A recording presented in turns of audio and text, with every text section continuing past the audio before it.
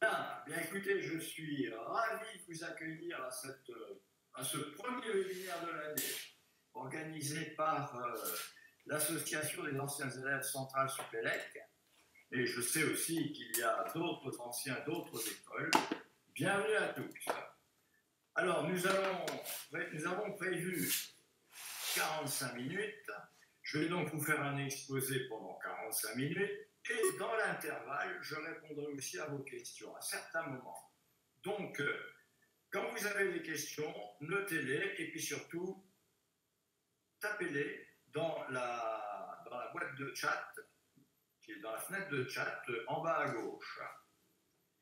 Et à certains moments du parcours, donc, je prendrai le temps de répondre à toutes vos questions. Donc, notre but ici, je vais d'abord me présenter, je m'appelle Régis Bossu.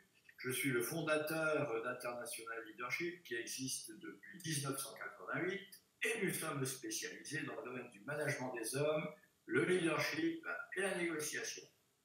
Nous travaillons sous forme de conseils, de formation, de coaching, en face à face, en groupe, individuellement et aussi en ligne.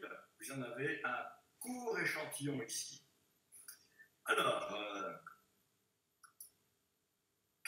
d'abord, avant de passer à l'affirmation de soi, d'abord, qu'est-ce que l'on attend d'un manager? Souvent, quand on pose, c'est la première question que nous posons à une formation au leadership ou en coaching, et on reçoit différentes réponses. Et la synthèse, c'est agir. Agir, c'est-à-dire prendre des décisions. C'est prêcher par l'exemple, on communique autant par son exemple que par nos propos. C'est aussi être actif vers la réalisation de ses buts. C'est pas le tout de rêver d'avoir un but, d'avoir une certaine image. C'est aussi agir dans cette direction. Et là aussi, on communique. Et on s'affirme aussi d'une certaine manière.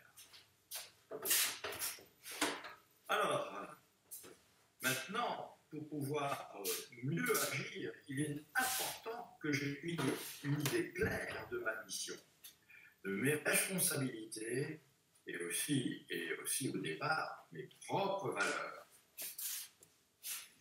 Alors, d'où aussi l'importance de la relation avec le supérieur hiérarchique, car c'est avec lui que je vais pouvoir clarifier ces différents points, à l'exception de mes valeurs, bien entendu. Alors maintenant, ce qu'on attend d'un manager, c'est pas seulement d'agir, c'est surtout de faire agir. Et faire agir, c'est aussi donner envie aux autres d'atteindre certains objectifs, d'agir d'une certaine manière.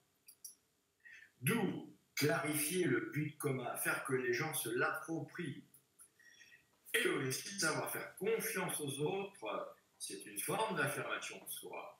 Quand on a confiance en soi, on sait mieux aussi faire confiance aux autres. C'est faire participer, c'est accepter aussi que l'autre ait des idées différentes des nôtres. C'est toujours l'affirmation de soi. Et déléguer. Alors, si vous avez des haut-parleurs, vérifiez-les aussi. Pour le son, je pense que ça a à voir avec les réglages de vos ordi. Oui, absolument.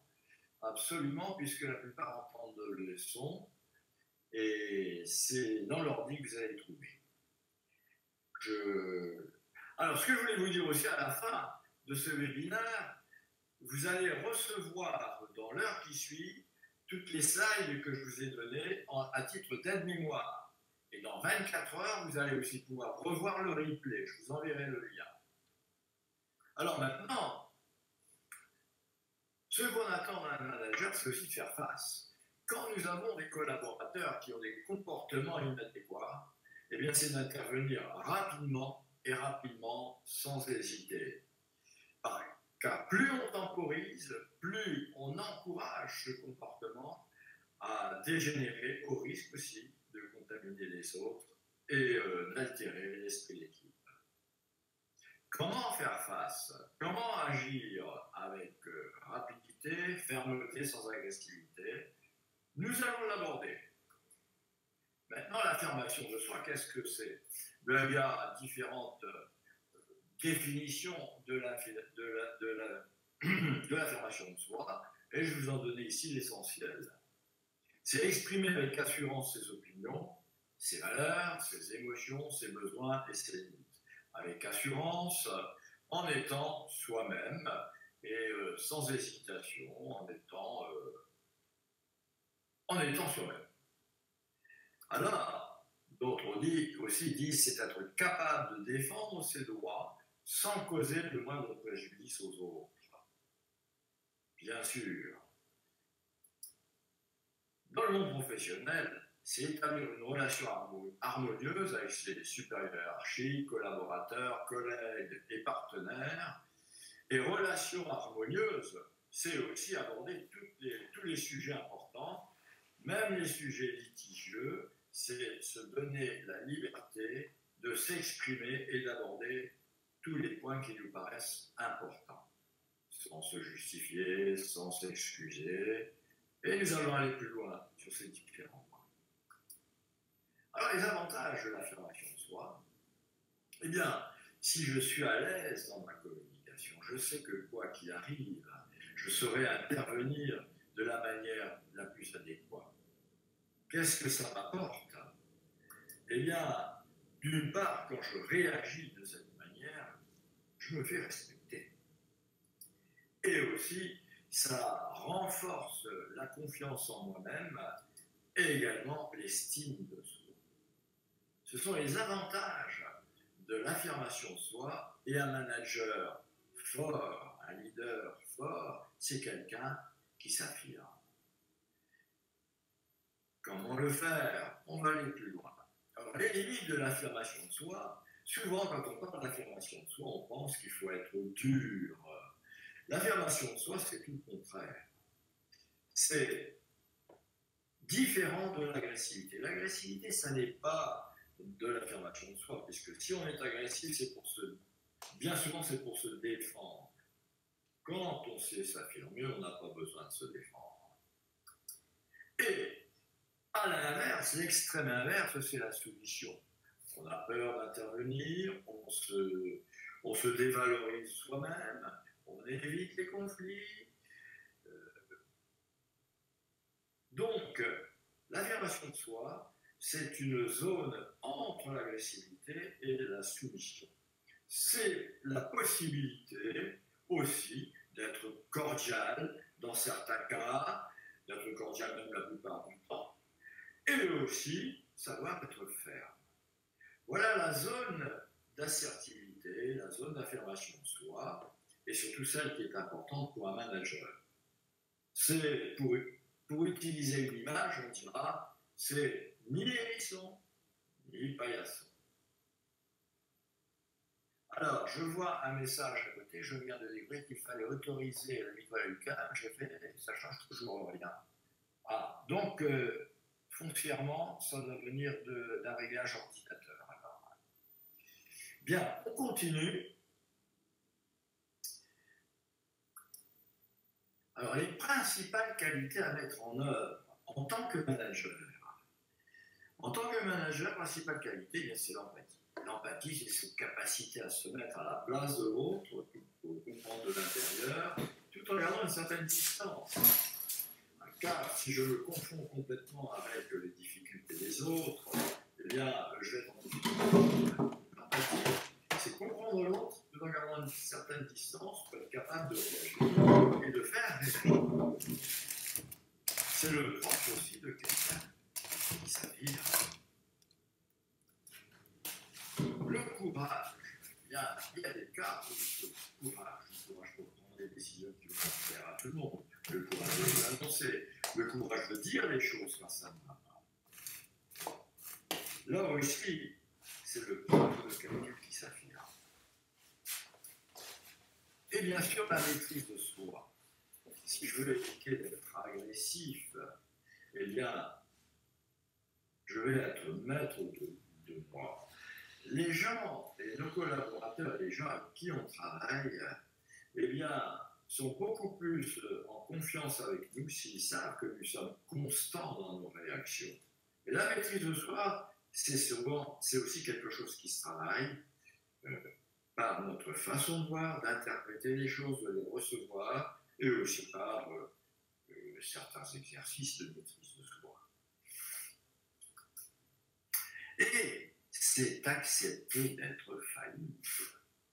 Beaucoup de managers, beaucoup de personnes s'épuisent à développer des stratégies extraordinaires pour être inattaquables. En fait, quelqu'un qui s'affirme sait très bien que c'est quelqu'un qui est faillible. Je me trompe, je sais le reconnaître. Je gagne du temps et là aussi, je me fais respecter. Car les collaborateurs apprécient un manager qui sache reconnaître son erreur. Et si les collaborateurs savent aussi qu'ils ont droit à l'erreur, eh bien, ils oseront prendre des initiatives. Savoir dire, je me suis trompé. C'est libérateur et on gagne énormément de temps. Alors, quels sont nos droits en tant que manager et personne assertive? Alors, nos droits, c'est le droit de faire ce que je veux tant que cela ne porte pas atteinte aux droits des autres. C'est le droit d'être ferme tant que mon attitude n'est pas motivée par l'agressivité. Il est cas, c'est nécessaire et j'ai le droit de l'être. Le droit de demander un service en acceptant que mon interlocuteur puisse répondre non, sans en prendre au barrage. Je demande un service à quelqu'un. Bon, ben, la personne est libre de refuser, bien sûr. Et si elle refuse, eh bien, je ne vais pas prendre ça comme une bonne femme, comme un échec. C'est son droit. Comme c'est également le mien de refuser quand on me demande quelque chose que je ne peux pas faire, dans la mesure où c'est dans les règles, bien entendu. J'ai le droit d'aborder un problème litigieux avec la personne concernée afin de la clarifier.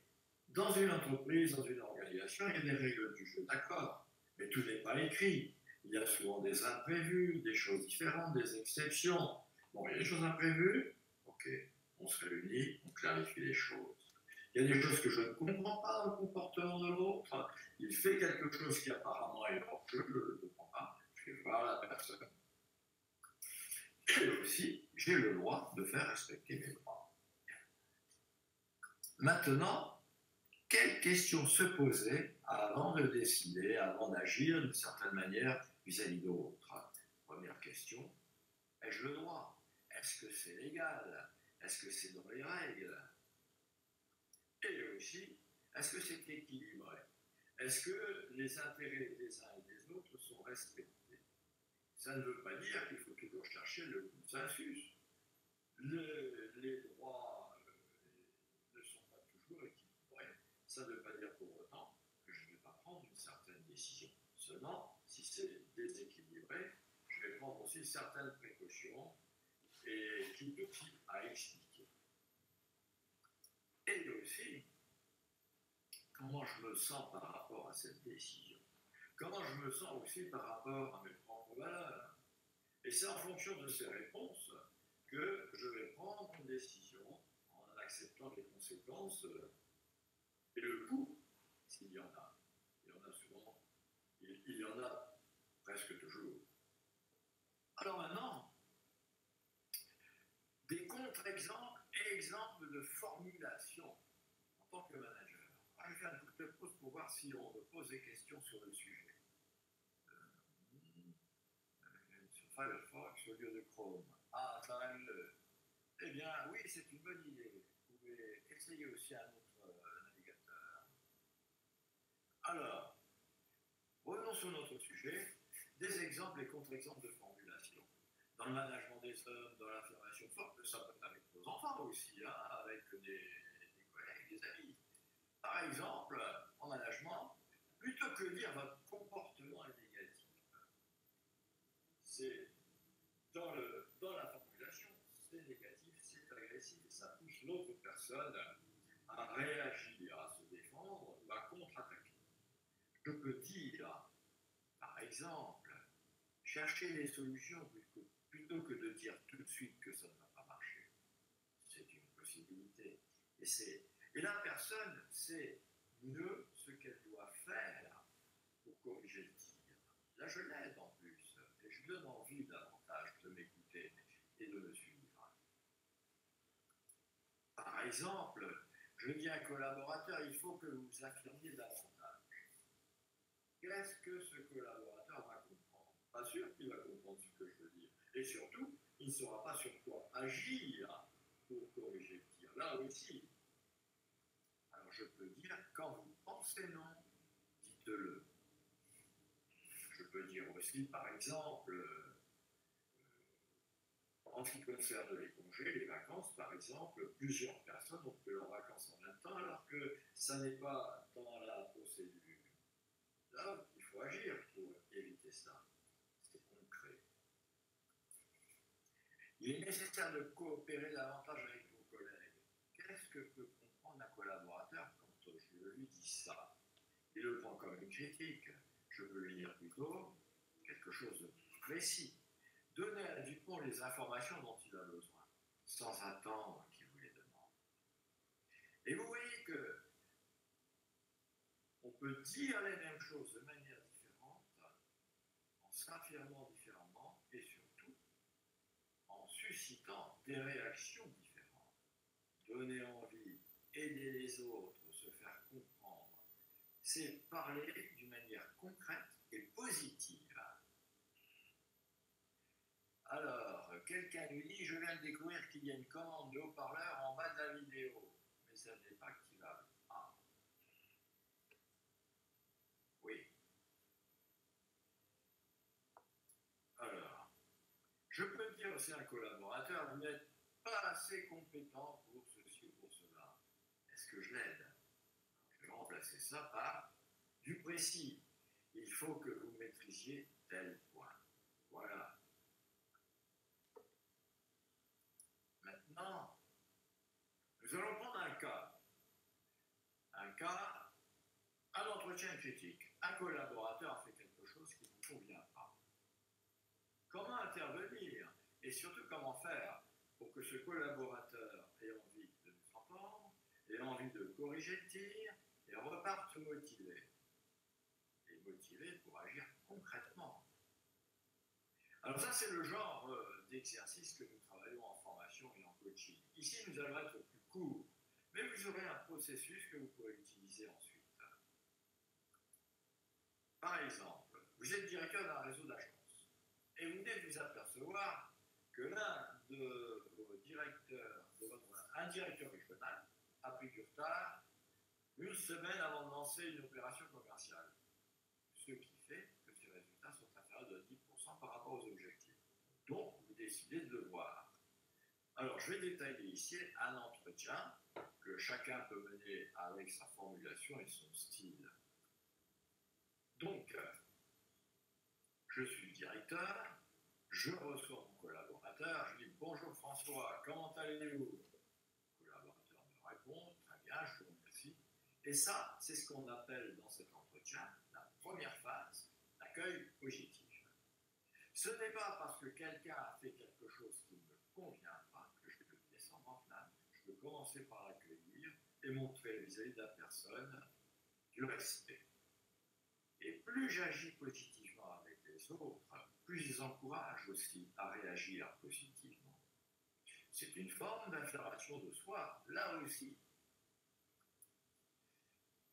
Le directeur, je reprends la parole, je tenais à vous voir car à la lecture des résultats que vous avez reçus également hier après-midi, je me suis aperçu que les ventes sont inférieures de 10% par rapport aux objectifs et que vous avez lancé l'opération New One avec une semaine de retard. Ça, c'est la deuxième étape. Est-ce que j'ai tourné autour du pot? Est-ce que j'ai pris des chemins détournés? C'est les faits. Est-ce que j'ai accompagné ces faits de reproches? Ce sont des faits, rien que les faits, sans reproche, c'est un constat. Que faire ensuite? Eh bien, je vais faire un silence. Pourquoi? Déjà, par le silence, je m'affirme et surtout, j'évite de m'embarquer dans des reproches et plus encore, je permets à l'autre de s'exprimer. s'exprimer. Un collaborateur, même quand on ne lui fait pas de reproche, quand on lui présente des faits qui lui sont défavorables, il éprouve le besoin de réagir. Je lui permets de réagir, je l'écoute, mieux encore, je peux le comprendre. Et c'est important pour moi aussi, ce silence, parce que je peux quelquefois découvrir chez un collaborateur des difficultés que je ne soupçonnais pas. Et en plus, par mon attitude, je montre tout le contraire de mon intention de, comme on dit bien souvent, de lui voler dans les plumes et d'être agressif. Donc le collaborateur va en général se justifier ou donner des explications, je l'écoute, et plutôt ensuite que de me précipiter pour contrer ces justifications et ces excuses, eh bien, comment je peux réagir? Tout de suite par une question constructive. Je peux très bien dire, par exemple, je comprends très bien que ce genre de difficulté peut arriver, ceci étant, il est important de faire différemment. Qu'est-ce que vous proposez? Qu'est-ce que vous pouvez faire pour corriger le tir dans X temps? Vous voyez, par toute mon attitude, je montre aussi que je crois dans la personne, que je lui fais confiance et je l'encourage à chercher des moyens plutôt que des excuses. Et maintenant, on part sur des objectifs concrets. Qu'est-ce que vous allez faire? Quoi concrètement? Quand? Et aussi, une marque de confiance. Il y a quelque chose qui ne va pas, on aborde le sujet, on va jusqu'au bout, jusqu'au moment où les objectifs, et quand c'est dit, c'est dit. Je renouvelle ma confiance au collaborateur. Et il y a une très dernière phase sans laquelle tout ce qu'on aura fait là sera complètement inopérant et inutile. C'est ce qu'on appelle tout simplement le contrôle. Si j'incite un collaborateur à faire un effort particulier qui ne se passe rien après, il va se dire c'est que ce n'était pas important. La prochaine fois que je lui demanderai de faire quelque chose qui nécessite un effort, il n'y croira pas. Par le contrôle et jusqu'au bout, je montre mon attachement aux efforts du collaborateur, au respect des engagements, et c'est la phase indispensable sans laquelle je n'ai aucune possibilité d'aider le collaborateur à corriger le tir pendant qu'il en est temps, ou aussi, s'il a atteint son objectif, de le féliciter. Et comment je peux féliciter quelqu'un si je ne m'aperçois pas qu'il a atteint son objectif ou qu'il a fait quelque chose de bien? Et vous voyez, ça aussi, c'est de l'affirmation. Agir positivement avec maîtrise, quand quelque chose ne va pas, savoir reconnaître les mérites, savoir faire confiance, et aussi contrôler. Critiquer, fixer des objectifs sans contrôler, c'est planter sans arroser. J'aime bien cette formule. Alors, les conditions de la réussite. Tout d'abord, prendre conscience de notre situation, nos points forts, nos points d'amélioration, nos forces, nos faiblesses. J'ai aucune chance de m'améliorer si je ne sais pas sur quoi je dois agir plus particulièrement. Alors, je vais vous remettre après un outil pour faciliter cette prise de conscience. Se fixer des objectifs concrets et non pas des vœux pieux. Un objectif concret, c'est un objectif concret, c'est un objectif mesurable. Mesurable et contrôlable. C'est ça qui fait la différence avec les vœux pieux. C'est aussi commencer par quelque chose de facile, dans un premier temps. C'est se préparer, c'est-à-dire préparer son entretien. Quel est le but? Comment je vais m'y prendre? Comment je vais dire les choses? Aussi, comment l'autre, tel que je le connais, peut réagir dans cet entretien? Quelles objections peut-il faire? Ou de quels moyens a-t-il besoin? Et lorsque j'aurai fait cela, eh bien, je vais répéter. La répétition, c'est une des conditions essentielles du succès. Je ne suis pas habitué à aborder les choses d'une certaine manière, à m'exprimer d'une certaine manière. Répétition.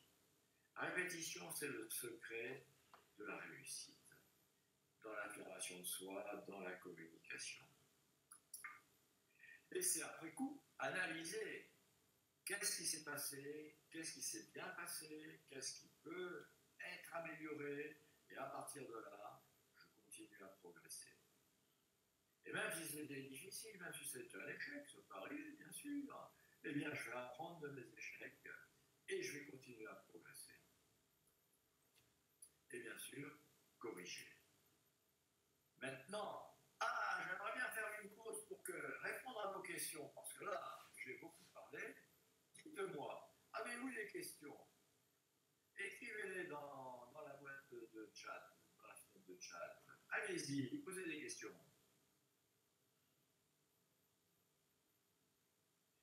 Allez, j'attends vos questions, allez-y. Et si elles ne vous viennent pas tout de suite, notez-les quand même dans la boîte de chat. Et à la fin du webinaire, je vous répondrai.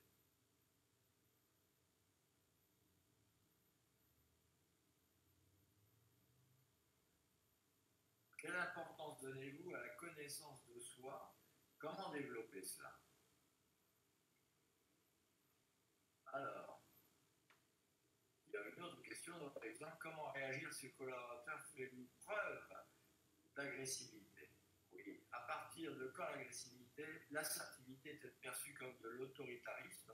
Comment éviter cette perception? Oui, très bien. Alors, quelle importance donnez-vous à la connaissance de soi? Comment développer cela? La connaissance de soi, on peut l'avoir de différentes manières. D'abord, eh bien, prendre un questionnaire que je vais vous remettre par exemple et penser aux éléments clés d'affirmation de soi. Par exemple, le courage. Le courage, j'en ai certainement, j'ai des exemples où j'ai été courageux, oui. Maintenant, je peux avoir aussi des exemples où il y a des situations où j'ai tendance à reporter, j'ai tendance à éviter. Je vais repérer cela, et là, je vais repérer cela comme étant un point d'amélioration. Et ça va faire partie des priorités. Je peux aussi réfléchir à mes relations avec les autres. Qu'est-ce qui se passe bien et quels sont les sujets ou les situations où c'est plus difficile.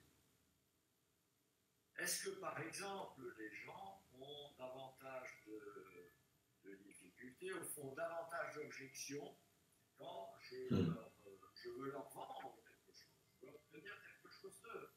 Est-ce qu'ils ont tendance à faire des objections plus particulièrement? Est-ce qu'ils ont tendance à remettre en cause les décisions ou les initiatives? Bon, est-ce qu'ils ont tendance, comment ils réagissent en réunion, par exemple, vis-à-vis de moi? Vous voyez, c'est faire régulièrement son évaluation. Ça peut être après un entretien, après une réunion, à la fin de la journée. Voilà, c'est aussi demander aux collaborateurs à certains entretiens qu'est-ce qui se passe bien entre nous, qu'est-ce qui peut être amélioré.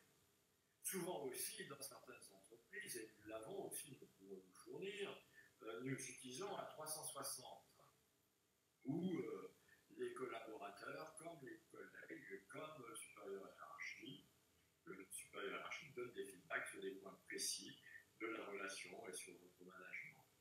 Voilà. Alors, maintenant, autre question. Alors,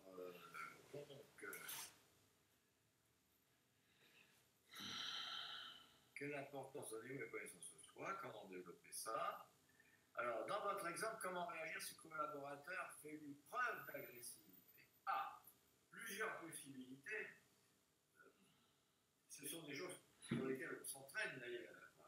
Faire preuve d'agressivité, plusieurs possibilités. D'abord, faire le silence. Faire le silence et attendre que l'autre personne ait dit tout ce qu'elle a à dire jusqu'au bout, sans l'interrompre. Car plus je l'interromps, plus le ton va monter. Et ensuite, peut-être, dans certains cas, montrer qu'on comprend sa réaction. Ça ne veut pas dire qu'on va être d'accord, mais qu'on comprend. Si quelqu'un me dit, par exemple, mais c'est terrible, on demande d'être de plus en plus efficace, productif, et puis on est submergé par de l'administratif. au lieu de répondre oui, mais c'est normal, c'est comme ça, on peut rien y faire. Je peux attendre que la personne s'exprime et dire oui, effectivement, je comprends que ce soit paradoxal.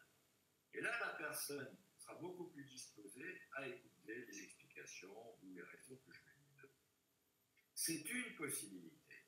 Maintenant, quand quelqu'un est agressif et vous manque de respect, on peut tout simplement lui dire stop. Un collaborateur, il y a certains cas, on dit ben, stop. Quand vous serez calmé, là, on pourra se revoir à un autre moment. Mais ça, j'accepte pas. C'est une autre forme d'affirmation de soi. Alors, comment faire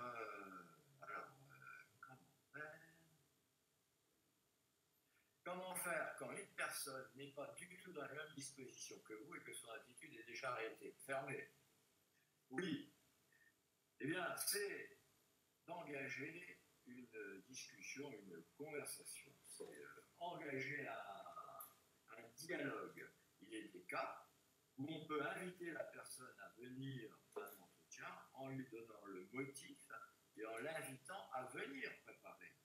C'est une possibilité. Maintenant, nous sommes face à face, une personne est fermée, eh bien, on peut également l'écouter et lui demander pourquoi elle est sur cette position. Et lui demander les avantages, et aussi si dans cette position elle est toujours comme ça, quels sont les risques et les inconvénients. C'est une possibilité, il y en a d'autres bien entendu. Alors, quelles sont les autres questions Et quelqu'un peut me redonner le lien web Oui, bien, merci Vincent.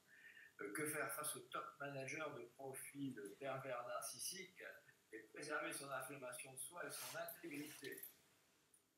Oui, bon, heureusement, ce n'est pas des cas très fréquents. Ça se voit quand même. Le top manager, bon, d'abord, plus vous connaissez ce qui fait courir votre manager, vous connaissez ses attentes, ses besoins, ses objectifs, mieux vous pouvez vous adapter et aussi venir avec des propositions qui aillent dans ce sens-là. Sauf, bien entendu, si c'est tout à fait contraire à vos propres intérêts. C'est quelquefois aussi le valoriser sans le flatter. Vous allez voir, quelquefois, vous consultez, il est fier de ceci, fier de cela, et à un moment donné, vous devez aborder le sujet pour vous-même. Eh bien, vous pouvez venir en le consultant, par exemple. Maintenant, si il a des comportements agressifs vis-à-vis de moi, s'il abuse de son pouvoir, il y a des cas où il faut le voir en face à face, bien préparé, et le lui dire. Seulement le lui dire positivement. En lui disant, je comprends très bien que vous avez fait ça, ça et ça, et que, bon, etc. Maintenant, en ce qui me concerne, eh bien, nous sommes extrêmement à l'aise. Eh bien, je pense que c'est en contradiction avec un tel objectif ou telle valeur dans l'entreprise. Et là, je devrais mieux comprendre. D'où, parler positivement et surtout préparation. Alors ensuite, quelqu'un me dit que ça marche, c'est Didier. Bravo Didier, pour la persévérance. Y a-t-il d'autres questions? Comment faire? Comment réagir? D'accord, à partir de quand est-elle perçue comme... à partir de quand l'assertivité est perçue comme de l'autoritarisme? C'est perçu comme de l'autoritarisme si je prends toujours des décisions que j'avais. Ça, c'est l'autoritarisme. Je me dois, dans certains cas, de prendre des décisions et même de les imposer. Mais si je ne fais que ça, c'est l'autoritarisme. Si je n'accepte pas non plus d'écouter les collaborateurs et aussi d'accepter qu'ils puissent avoir des idées différentes des miennes, c'est l'autoritarisme. D'où prendre des décisions, oui, et aussi être le plus participatif possible quand je le peux. C'est souvent trouver des occasions de faire participer des gens et aussi d'accepter qu'ils puissent avoir des avis et des idées différentes des miennes. Alors, maintenant, communication et dans l'affirmation de soi. L'essentiel dans notre communication, c'est le non-verbal. Je peux dire des choses et par mon attitude, dire l'inverse. Je peux très bien vous dire, j'apprécie énormément ce travail avec vous et les questions que vous posez. Vous avez tous compris ce que j'ai dit, seulement vous avez interprété l'inverse parce que j'ai dit une chose et mon non-verbal dit l'inverse. D'où, dans le non-verbal, de travailler aussi la présentation. Si je suis un manager et que je ressemble à un écoutier, j'aurai beaucoup de mal à inspirer confiance. La gestuelle, je peux montrer de l'embarras ou bien de l'assurance. C'est l'intonation. Par l'intonation, je trouve la même chose et son contraire. C'est le regard. À partir du moment où je dois dire quelque chose, je dois dire non, par exemple, c'est une décision ou quelque chose qui est important et pour laquelle je suis convaincu, le regard. C'est regarder, c'est pas fusiller l'autre du regard, regardez tout simplement en face. Et oui, tout ça, ces points-là, eh bien, si vous voulez prendre conscience de ces points-là, eh bien, filmez-vous, regardez-vous dans une glace. Et là, vous allez remarquer ce qui va bien, ce que vous pouvez améliorer. Et si vous voulez y arriver, c'est en s'entraînant. Alors, quoi d'autre encore? Eh bien, c'est de positiver son prisme de soi et des autres. Si j'ai une image négative de moi, si je me dévalorise, j'aurai beaucoup de mal à m'affirmer.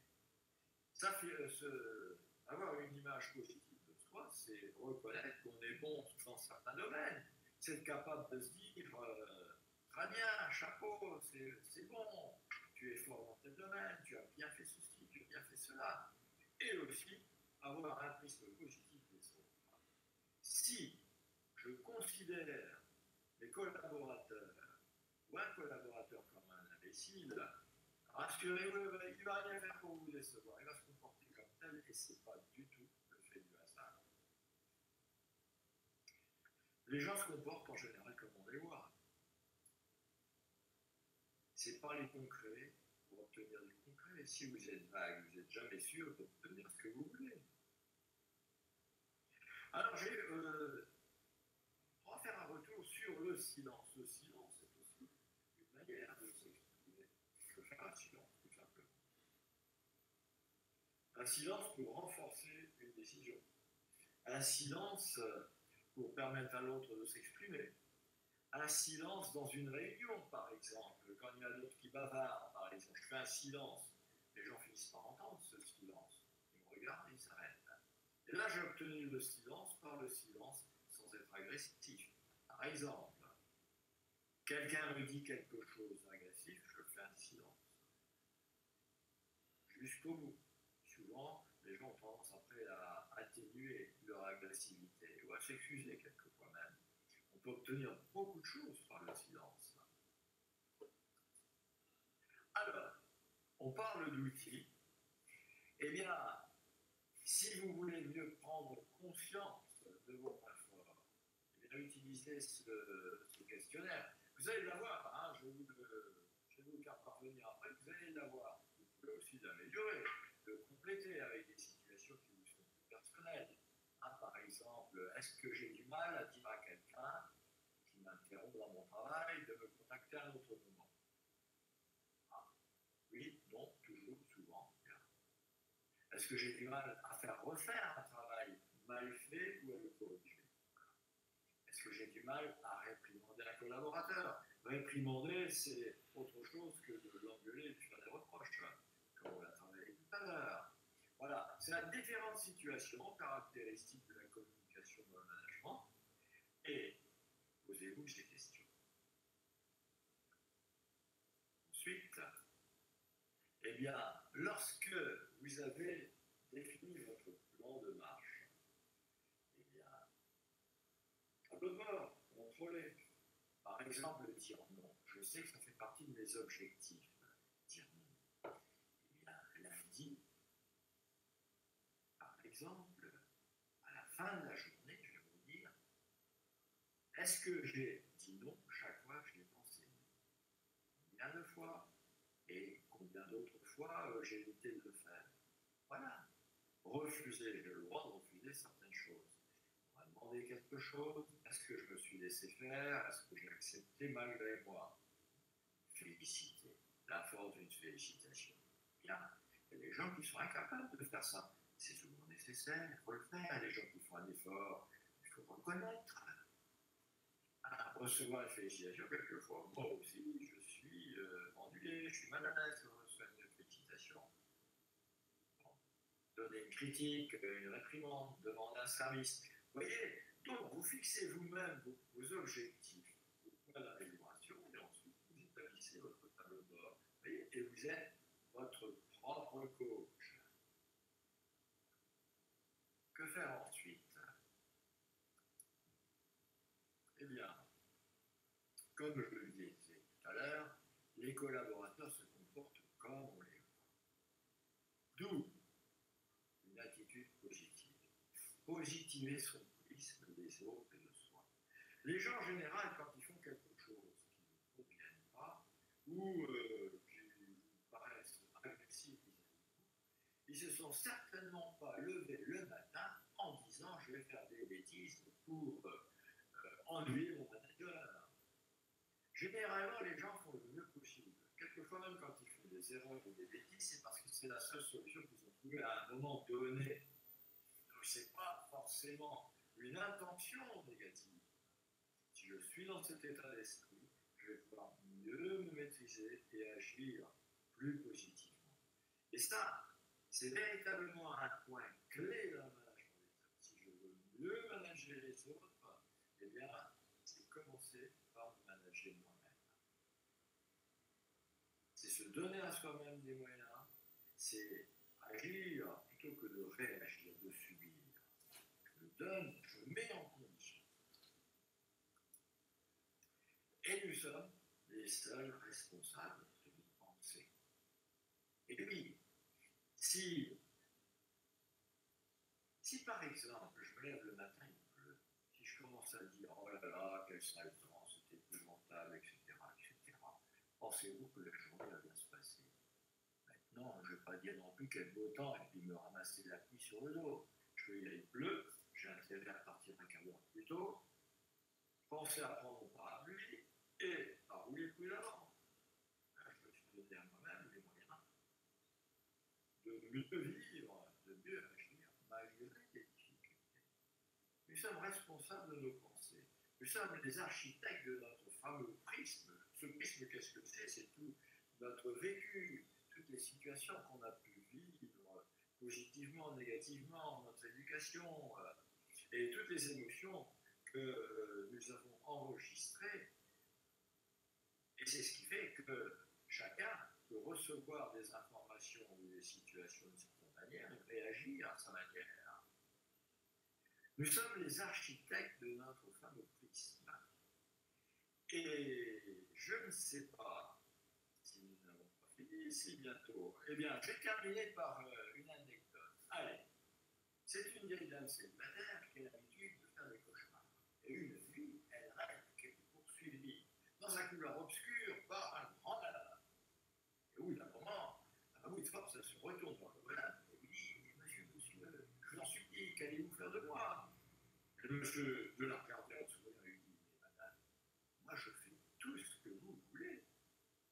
C'est vous qui rêvez. Nous sommes les seuls responsables de nos pensées. Pensez positivement. Alors maintenant, le prochain webinaire, c'est le 20 février à 12h30. Et nous allons parler comment faire participer les délégués. D'autres webinaires, nous allons aussi comment être directif de manière motivante. Comment critiquer positivement. C'est toutes ces situations que nous allons travailler d'une manière beaucoup plus développée et beaucoup plus approfondie. Aujourd'hui, c'était des basiques de l'affirmation de soi. Alors maintenant, je réponds à toutes vos questions, puisque nous avons 3 quarts d'heure, donc on a dit midi et demi, 13h30, ça fait une heure. Ah, on est en léger dépassement. Bon, alors, si vous le voulez, nous allons prendre le temps de répondre aux questions. Quelqu'un dit, avez-vous des conseils particuliers sur l'affirmation de soi au féminin. Oui, et ça, ce sont des choses que nous travaillons plus particulièrement en coaching, en face à face. J'aurais du mal aujourd'hui à vous donner des conseils très, très précis. Ce serait mieux de les aborder à titre personnel. Vous avez mon adresse email, vous l'aurez à la fin, hein, et mon téléphone. Appelez-moi si vous voulez, on peut échanger. Mais ceci étant, je peux vous dire que je fais de l'accompagnement avec des dirigeantes et des managers au féminin. Ça représente presque plus de la moitié de mes interventions. Et il est fréquent que même des personnes qui ont une certaine expérience, un certain âge, passé la cinquantaine, qui me disent j'ai encore du mal à gérer certaines interventions machistes à mon égard. Pourtant, ce sont des femmes qui s'affirment. Il y a des difficultés comme ça. Quelquefois encore, c'est dans des réunions où il y a des hommes qui s'expriment d'une certaine manière. Pas forcément, c'est pas forcément tourné vers vous, mais c'est leur façon de parler. Ils ont toujours été comme ça. Bon, comment réagir? C'est vrai, il y a encore, c'est encore maintenant un sujet. Il y a des moyens, il y a des moyens. Alors, donc, si vous avez les uns et les autres, hein, des cas plus précis et plus personnels, n'hésitez pas, envoyez-moi un mail ou bien envoyez-moi un SMS et on prendra le temps d'échanger. Alors donc, maintenant, le prochain webinaire, c'est le 20 février, et je terminerai aussi par d'autres événements menés par International Leadership, dont un mardi prochain qui commence, c'est le Leadership en Action Online Blended. C'est un parcours de 8 semaines où il y a un travail personnel en ligne, plus des forums avec échange de votre coach, plus 5 séances de réunions en ligne où on est comme en réunion, où on passe à l'entraînement, où on répond aux questions, où on prépare certaines situations, et aussi 3 heures de coaching individuel. Et ça commence le 21 janvier, c'est-à-dire mardi prochain. Et il y a encore de la place pour 2 personnes. Si vous pouvez prendre cette décision, eh bien, vous avez en plus 3 heures de coaching offertes. Je referme tout de suite la page de publicité. Alors, pour en savoir plus, eh bien, vous cliquez sur ce lien et vous aurez toutes les informations. Alors, quelqu'un pose une question. Plutôt que de dire à une personne « je comprends » alors que vous ne la comprenez pas, que pensez-vous d'une approche inversée comme celle-ci? Je ne vous comprends pas, mais donnez-moi les éléments pour comprendre. Oui, bien sûr. Et au lieu de dire « je ne vous comprends pas », mieux encore, on peut dire « j'ai besoin de précision » ou « j'ai besoin de mieux comprendre ». Voulez-vous me dire ou voulez-vous me donner telle et telle précision? Absolument. Bravo, parce que vous posez la question et en même temps, vous trouvez la bonne réponse. Très bien. Bon, je suis à votre disposition. Donc, les autres webinaires vont en complément de tout ce que nous avons commencé aujourd'hui. Eh bien, nous allons nous revoir, je suis à disposition. Voici mes coordonnées. Et aussi, un grand bravo à tous et à très bientôt.